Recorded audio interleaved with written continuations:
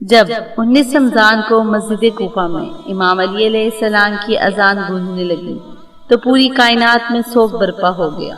چرند پرند اور جنات چیخنے لگے اور حضرت جبرائیل علیہ السلام نے تمام انسانوں سے کہنے لگے کہ اے انسانوں، آج آخری مرتبہ علی کی آواز میں اذان سن لو۔ حضرت علی علیہ السلام اذان دے کر مصلی عبادت پر اللہ کی عبادت کر رہے تھے۔ جیسے ہی آپ نے سجدہ کیا تو رحمان ابن ملجم نے زہر سے ڈوبی ہوئی تلوار آپ کے سر پر دے ماری۔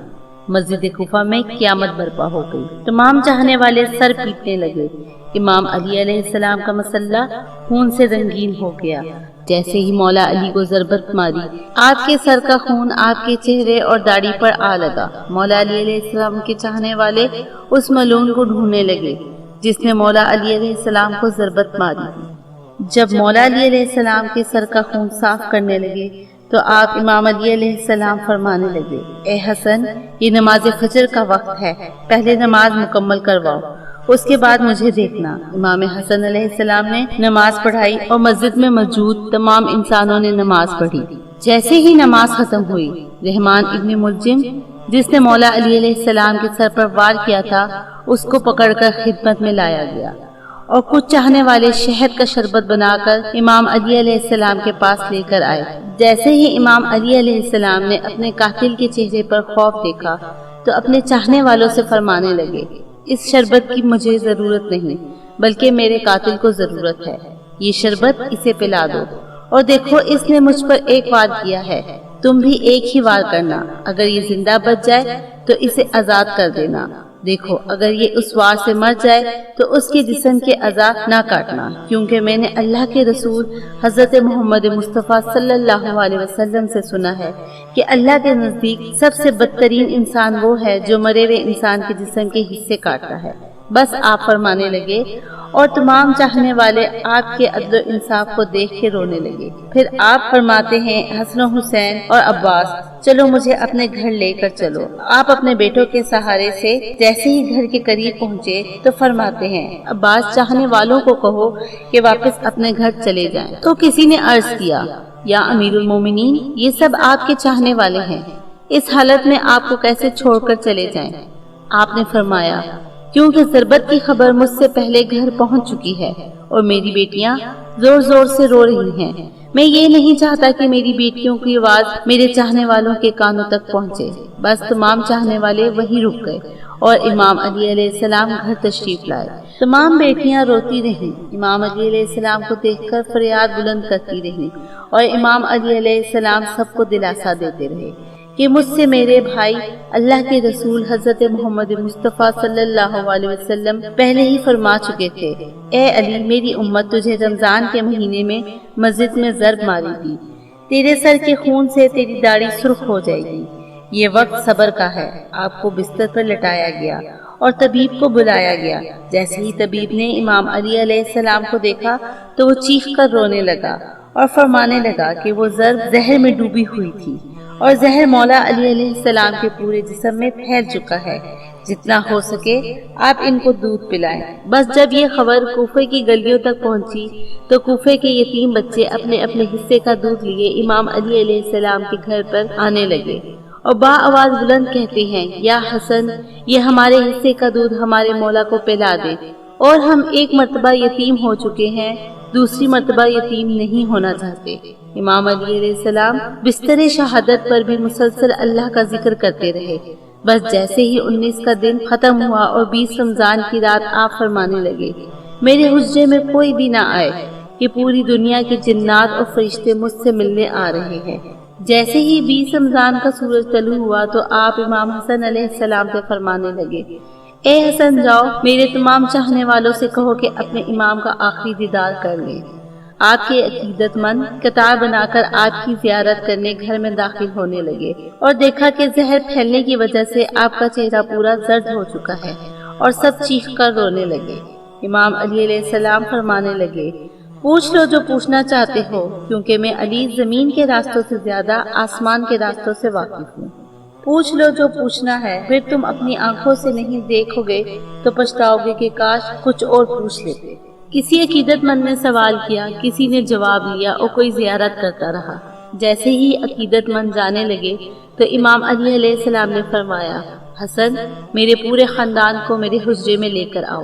امام علی علیہ السلام نے وصیت کی اور فرمایا، اب اس خاندان کا وارث میرا بیٹا حسن ہے، جو یہ کہے اسے ماننا۔ اور امام حسن علیہ السلام سے فرمانے لگے، اے حسن، جتنا ہو سکے اپنی زبان اور کردار سے محبت اور امن کا پیغام دیتے رہنا۔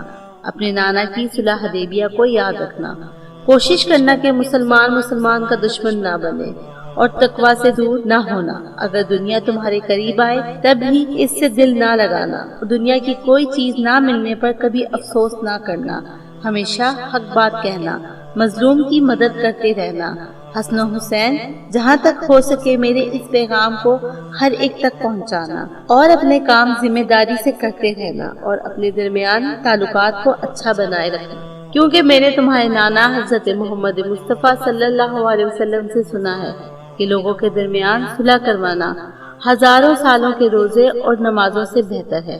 اور یتیموں کے بارے میں اللہ سے ڈرتے رہنا کہ کبھی وہ بھوکے نہ رہے، اور پڑوس میں رہنے والوں کا خیال رکھنا، کیونکہ اللہ کے رسول پڑوسیوں کے بارے میں بار بار اتنی نصیحت کرتے تھے کہ لوگ سمجھنے لگتے تھے کہ شاید اللہ کے محبوب ان کو ہمارا وارث ہی نہ بنا ڈالے۔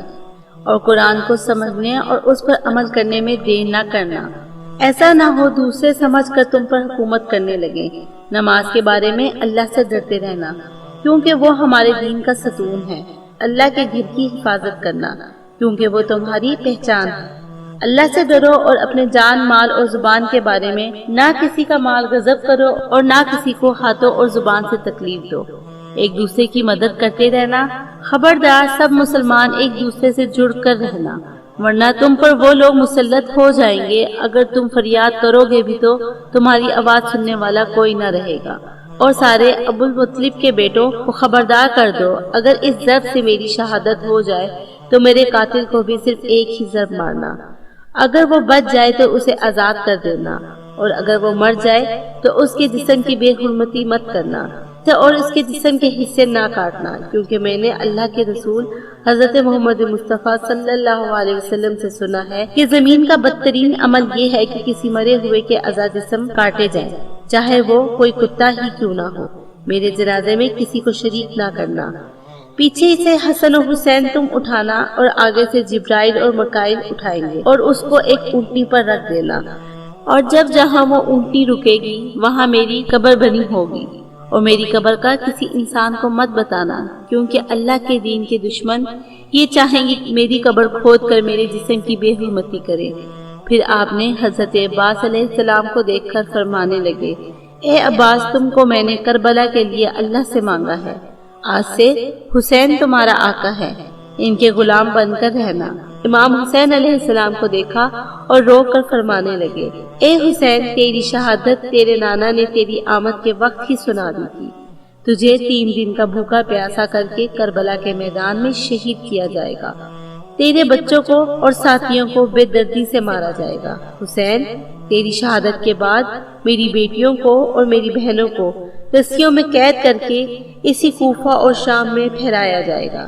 حسین، اللہ کے دین کے لیے صبر کرنا، اور جب وقت آخر آئے تو اپنی بہنوں اور بیٹیوں کو نصیحت کرنا کہ اسلام کے لیے صبر کرتی رہے، اور قدم قدم پر یہی گواہی دیتی رہے کہ اللہ کے سوا کوئی بھی عبادت کے لائق نہیں، اور ان کا نانا حضرت محمد مصطفیٰ صلی اللہ علیہ وسلم اللہ کے رسول ہیں۔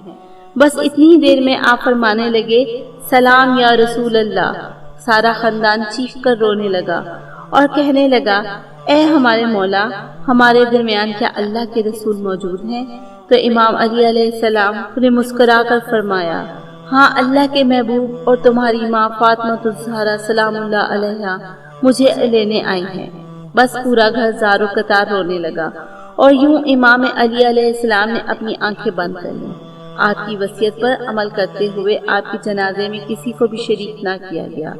پیچھے سے امام حسن و حسین نے اٹھایا تو آگے سے جنازہ خود بخود اٹھنے لگا، اور ایک نورانی اونٹنی نمودار ہوئی، جنازے کو اس پر رکھا، اور وہ کوفے سے باہر چلی گئی اور ایک ویران جگہ پر جا کر رک گئی جہاں ایک چمکدار پتھر تھا۔ جیسے ہی امام حسن و حسین نے اس پتھر کو اٹھایا تو پتھر کے نیچے ایک قبر نمودار ہوئی، اور اس پر لکھا ہوا تھا کہ یہ قبر اللہ کے نبی نوح نجی اللہ نے بنائی ہے، اللہ کے ولی علی ابن ابی طالب علیہ السلام کے لیے۔